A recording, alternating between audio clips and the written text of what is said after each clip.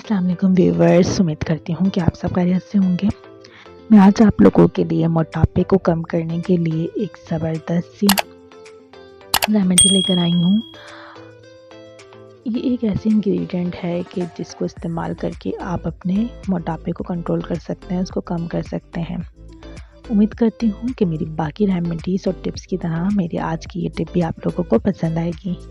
चलिए देखते हैं कि वो सीक्रेट इंग्रेडिएंट है क्या। वो सीक्रेट इंग्रेडिएंट है इंजीर।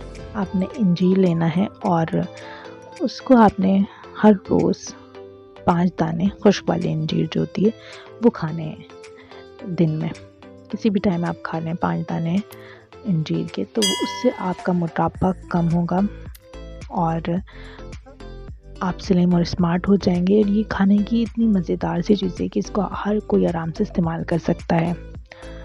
उम्मीद करती हूँ कि मेरी आज की ये टिप आप लोगों को पसंद आई होगी। मेरी इसी तरह की आसान सी टिप्स और रेमेडीज़ को हासिल करने के लिए मेरे चैनल को सब्सक्राइब कीजिए, मेरी वीडियोस को लाइक और शेयर कीजिए। अल्लाह हाफ़िज़।